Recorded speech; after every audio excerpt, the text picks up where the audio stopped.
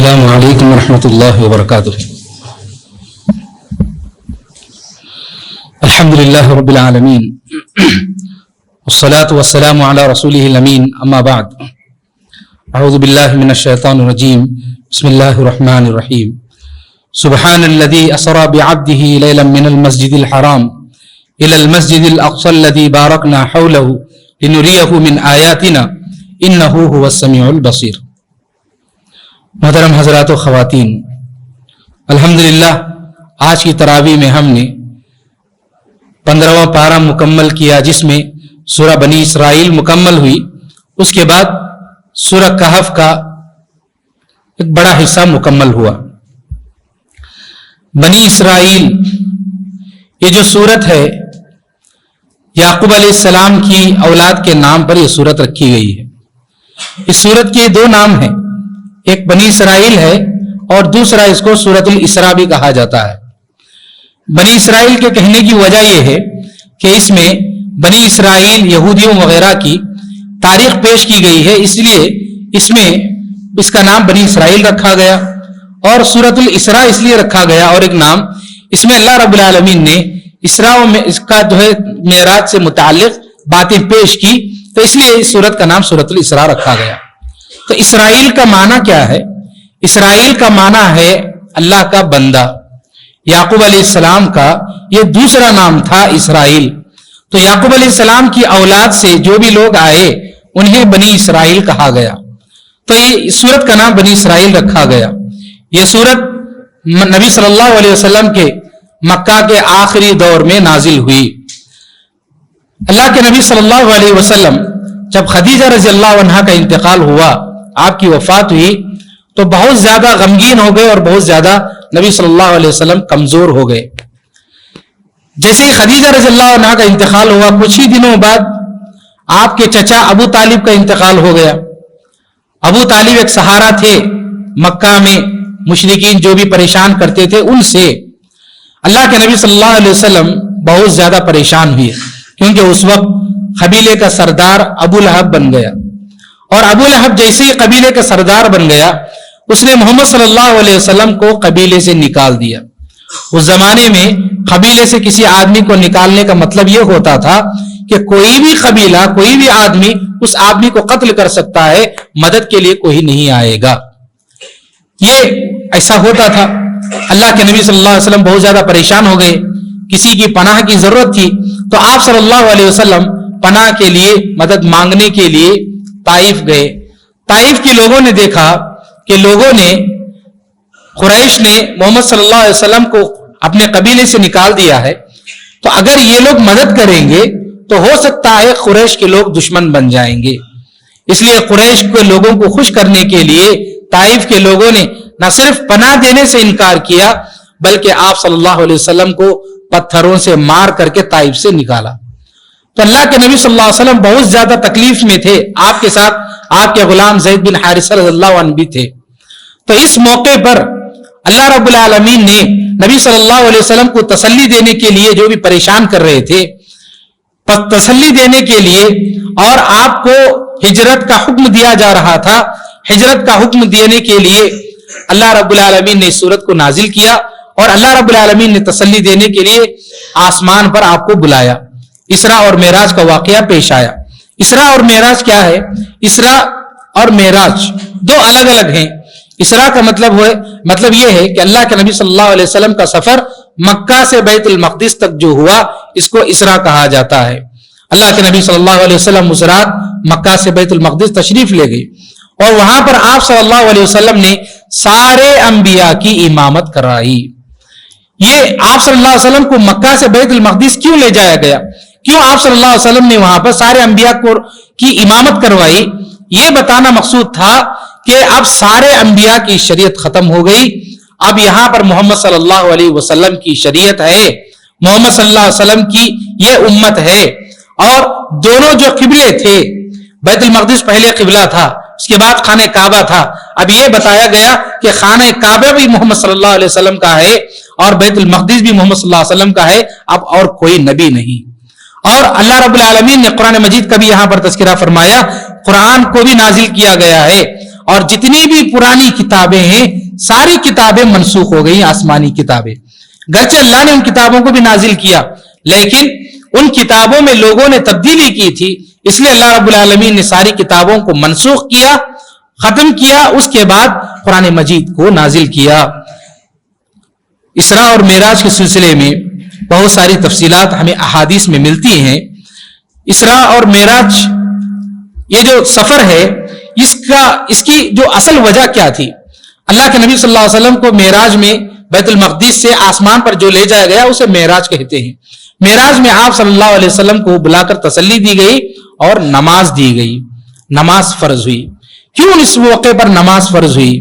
آپ صلی اللہ علیہ وسلم ہجرت کر رہے تھے، ہجرت سے موقع کے پہلے اللہ رب العالمین نے آسمان میں بلا کر نماز کو فرض کیا اور نماز کا تحفے کو عنایت فرمایا۔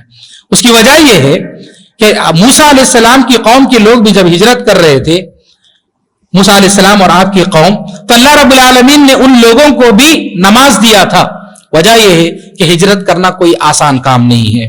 ہجرت کا مطلب ہوتا ہے اپنے گھر کو چھوڑنا، اپنے جائیداد کو چھوڑنا، اپنے رشتہ داروں کو چھوڑنا، سب کو چھوڑ کر چلے جانا، اس بستی کو چھوڑ کر، یہ کوئی معمولی بات نہیں ہے۔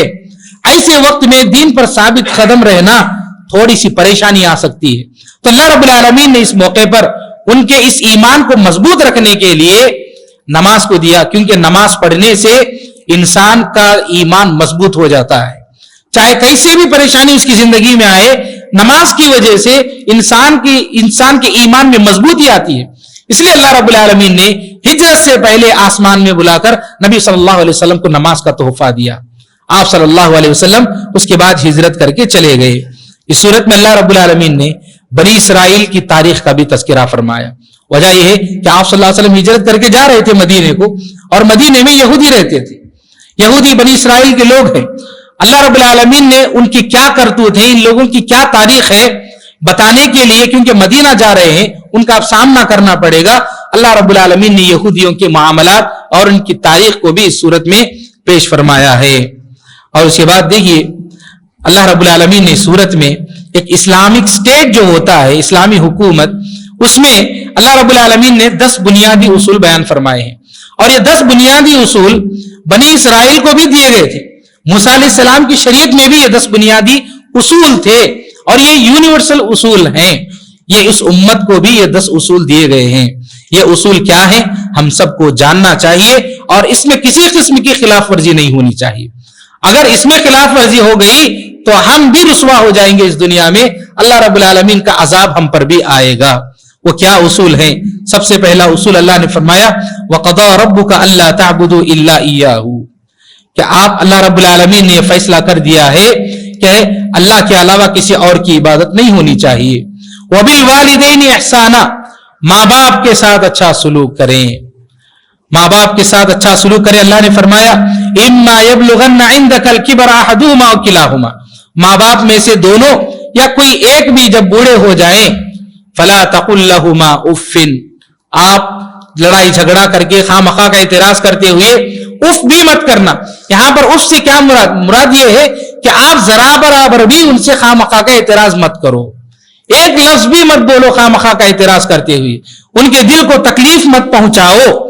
وَلَا تَنْهَرْهُمَا، اور جھڑک کر کے بات مت کرو، گرچہ اس میں ماں باپ کی غلطی ہو، آپ صحیح ہو، ضروری نہیں کہ ہمیشہ ماں باپ کسی معاملے میں سچے ہوں، صحیح ہوں، ہو سکتا ہے ماں باپ کسی معاملے میں کسی مسئلے میں غلط ہوں، اولاد صحیح ہو، تب بھی یہ حکم دیا گیا وَلَا تَنْهَرْهُمَا، آپ جھڑک کر کے بات مت کیجیے۔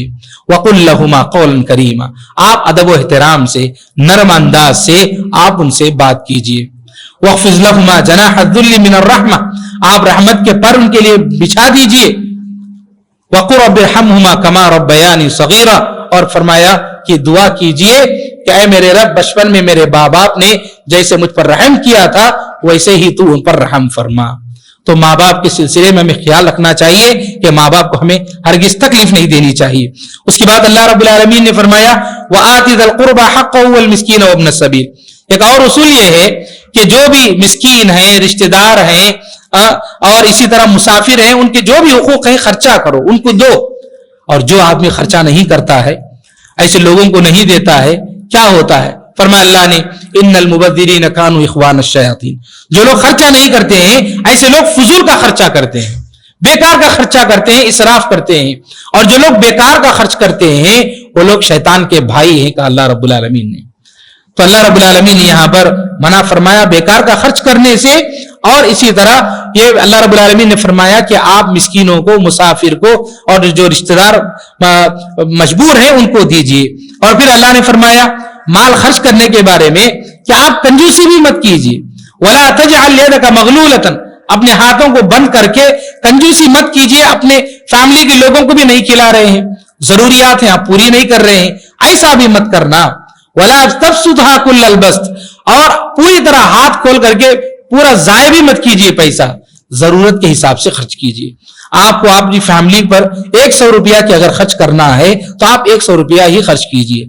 90 روپے خرچ کرنے کی ضرورت نہیں, 10 روپیہ کم کر کے آپ اپنی فیملی کو تکلیف دے رہے ہیں, ایسا بھی مت کیجیے. اور 100 روپے سے زیادہ بھی غیر ضروری خرچہ بھی مت کیجیے, جتنی ضرورت ہے اتنا خرچ کیجیے. یہ اللہ رب العالمین ہمیں یہاں پر تعلیم دیتا ہے. اور پھر اللہ رب العالمین نے اصول پیش کیا وَلَا تَقْتُلُوا أَوْلَادَكُمْ خَشْيَةَ إِمْلَاقٍ. آپ رزق کی تنگی کی وجہ سے یہ نہ سوچیں کہ میرے پاس پیسہ کم ہے, میں پال نہیں پاؤں گا, پرورش نہیں کر پاؤں گا, اس ڈر سے آپ اپنے بچوں کا قتل مت کرو. کیا مطلب؟ بچے پیدا ہوتے ہیں تو بچے پیدا ہونے کے بعد بعض لوگ بچی ہے تو قتل کر دیتے ہیں. بچی ہے تو آج بھی چلتا ہے, پیٹ ہی میں جو ہے, ماں کے پیٹ میں ہی جو ہے بچی کو قتل کر دیا جاتا ہے, کیونکہ بچی پیدا ہوگی تو مستقبل میں بہت ساری پریشانیاں, مصائب, کیا کیا کن کن چیزوں کا سامنا کرنا پڑے گا. ایسے لوگوں کے خیالات ہیں. اللہ رب العالمین نے فرمایا اولاد کا قتل مت کرو. اور بہت سارے لوگ کیا کرتے ہیں, جو ٹیبلٹس وغیرہ ہوتے ہیں اس کے ذریعے وہ کھلا کر کے جو ہے نا حمل کو گرا دیتے ہیں. یہ بھی اولاد کا قتل ہے. ہاں اگر کوئی ایسی ضرورت پڑ گئی, کسی وجہ سے جان کا خطرہ ہے, کوئی وجہ ہے, یہ الگ بات ہے, مجبوری الگ بات ہے. لیکن بغیر کسی مجبوری کے حمل کو گرا دینا, بچوں کا قتل کرنا, اللہ رب العالمین نے اس سے منع فرمایا ہے. کیونکہ رزق دینے والا اللہ رب العالمین ہے. ماں باپ کو بھی رزق وہی دے گا, بچوں کو بھی وہی رزق دے گا. رزق کے ڈر سے اولاد کا قتل کرنا یہ صحیح نہیں ہے, اللہ نے فرمایا. اور اس کے بعد اللہ رب العالمین نے یہ اصول بھی پیش کیا وَلَا تَقْرَبُوا الزِّنَا إِنَّهُ كَانَ فَاحِشَةً. زنا کے قریب بھی مت جاؤ کیونکہ بہت ہی برا کام ہے. یہاں پر اللہ رب العالمین نے زنا مت کرو نہیں, یہ نہیں کہا کہ زنا مت کرو, کہا زنا کے قریب بھی مت جاؤ. کیا مطلب؟ زنا سے پہلے کے جو بھی سٹیپس ہیں آپ اس کے بھی قریب مت جاؤ. چیٹنگ کرنا, موبائل فون میں بات چیت کرنا, ایک دوسرے سے جو ہے نا غیر معلوم لوگوں سے بات چیت کرنا, یہ بالکل ممنوع ہے. اللہ رب العالمین نے اس سے منع فرمایا ہے. چنانچہ صرف زنا نہیں بلکہ زنا کے مقدمات, ان سب چیزوں سے نوجوانوں کو بچنا ہے. بہت سارے لوگ سمجھتے ہیں کہ ہم زنا تو نہیں کر رہے ہیں نا, دوسرے جو بھی چیزیں ہیں ہم اتنا بڑا گناہ تو نہیں کر رہے ہیں نا. لیکن اللہ رب العالمین نے بتایا کہ کوئی آدمی شروعات کر دیتا ہے تو وہ انتہا تک پہنچ سکتا ہے. اس لیے اس کو چاہیے کہ جو بھی سٹیپس ہیں, شروعات کے مرحلے ہیں, وہیں پر اپنے آپ کو روکے. اس کے بعد اللہ رب العالمین نے فرمایا وَلَا تَقْتُلُوا النَّفْسَ الَّتِي حَرَّمَ اللَّهُ إِلَّا بِالْحَقِّ. کسی کا ناحق قتل مت کیجیے. یہ بات اللہ رب العالمین نے بنی اسرائیل کو بھی بتائی تھی. یہودی ناحق لوگوں کا قتل کرتے تھے. یہودی لوگ انبیاء کرام کا بھی انہوں نے قتل کیا, کئی انبیاء کا انہوں نے قتل کیا. یحییٰ علیہ السلام کا بھی انہوں نے قتل کیا, زکریا علیہ السلام کا بھی قتل کیا, عیسیٰ علیہ السلام کا بھی قتل کرنا چاہتے تھے لوگ. تو کئی انبیاء کا انہوں نے قتل کیا. یہ بہت ہی مجرم قوم تھی اور ہے. یہ لوگ ہر زمانے میں لوگوں کا قتل کیا کرتے تھے. اور آج بھی دیکھیے پوری دنیا میں یہ لوگ ہمیشہ سے فتنہ فساد پھیلانے کی کوشش میں رہتے ہیں. اگر دنیا سکون سے زندگی گزار رہی ہے تو ان سے برداشت نہیں ہوتا, کیونکہ یہ ان کی فطرت میں, یعنی یہ کہ یہ لوگ اپنے اندر اس کو بسائے ہیں کہ دنیا میں قتل و غارت گری پھیلانا ہے. یہ یہودیوں کا کام ہے. تو اللہ نے فرمایا آپ لوگ ایسا کام مت کیجئے. اگر آپ لوگ بھی ایسا کام کریں گے تو آپ بھی برباد ہو جائیں گے. پھر اس کے بعد اللہ نے فرمایا وَأَوْفُوا الْكَيْلَ إِذَا كِلْتُمْ وَزِنُوا بِالْقِسْطَاسِ الْمُسْتَقِيمِ. کاروبار کرو تو کاروبار میں پورے انصاف کے ساتھ ماپ تول کرنا. اور پھر فرمایا وَلَا تَخْفُ مَا لَيْسَ لَكَ بِهِ عِلْمٌ. جس معاملے میں آپ کے پاس علم نہ ہو ایسے معاملے میں آپ جو ہے اپنی جانب سے کوئی سوالات, غیر ضروری سوالات مت کرو. یعنی مطلب یہ ہے کہ مثال کے طور پر اللہ رب العالمین کے بارے میں کوئی آدمی سوال کرتا ہے کہ اللہ رب العالمین کیسا ہے. اللہ رب العالمین, اللہ نے فرمایا قرآن مجید میں کہ اللہ رب العالمین عرش پر مستوی ہے. اب اللہ رب العالمین بیٹھ کر ہے, اللہ رب العالمین کھڑ کر ہے, یا اللہ رب العالمین کیسی صورت میں ہے, یہ سب سوالات پوچھنا ہی نہیں ہے, کیونکہ ہمیں اس کا علم نہیں دیا گیا ہے. تو جس چیز کا علم ہمیں نہیں دیا گیا ہے اس کے بارے میں سوال ہی نہیں کرنا ہے. تو یہی اللہ رب العالمین نے بتایا وَلَا تَقْفُ مَا لَيْسَ لَكَ بِهِ عِلْمٍ, جس کے بارے میں علم نہیں ہے آپ اس کے بارے میں سوال ہی مت کیجئے. وَلَا تَمْشِ فِي الْأَرْضِ مَرَحًا, ایک اور اصول یہ ہے کہ آپ گھمنڈ اور تکبر غرور کے ساتھ اس زمین میں مت چلیے. إِنَّكَ لَن تَخْرِقَ الْأَرْضَ وَلَن تَبْلُغَ الْجِبَالَ طُولًا, نہ آپ اپنے گھمنڈ کی وجہ سے زمین کو پھاڑ سکتے ہیں اور نہ ہی پہاڑ کی اونچائی تک پہنچ سکتے ہیں. اللہ رب العالمین نے یہ ساری چیزیں پیش کرنے کے بعد فرمایا كُلُّ ذَلِكَ كَانَ سَيِّئُهُ عِنْدَ رَبِّكَ مَكْرُوهًا, یہ ساری چیزیں, بری چیزیں جتنی بھی ہیں اللہ رب العالمین کو پسند نہیں ہیں.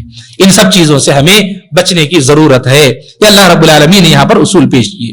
اس کے بعد کی جو سورت ہے سورۃ الکہف ہے. سورۃ الکہف, کہف کا مطلب کیا ہے؟ غار. اس سورت میں اللہ رب العالمین نے اس سورت میں بعض مہاجرین لوگوں کا تذکرہ فرمایا. اس سورت کو نازل کرنے کا مقصد یہ ہے کہ اللہ کے نبی صلی اللہ علیہ وسلم اور مسلمان ابھی سفر کرنے والے تھے, ہجرت کرنے والے تھے. تو اللہ رب العالمین یہ بتانے کے لیے کہ آپ پہلی مرتبہ ہجرت نہیں کر رہے ہیں, اس سے پہلے بھی اہل ایمان پر ایسے ادوار آئے ہیں, ایسا زمانہ آیا ہے, تو پہلے سے یہ مومنوں کا شعار رہا ہے کہ جب بھی ان کو تکلیف ہوئی اس طرح سے وہ لوگ ہجرت کیے ہیں. تو ہجرت کا واقعہ یہ ہے کہ عیسیٰ علیہ السلام کا یہ دور تھا. عیسیٰ علیہ السلام کے دور میں, یعنی عیسیٰ علیہ السلام نہیں تھے اس وقت, عیسیٰ علیہ السلام کی شریعت, عیسیٰ علیہ السلام کی امت میں ایک بادشاہ تھا, بہت ہی ظالم بادشاہ اور کافر بادشاہ.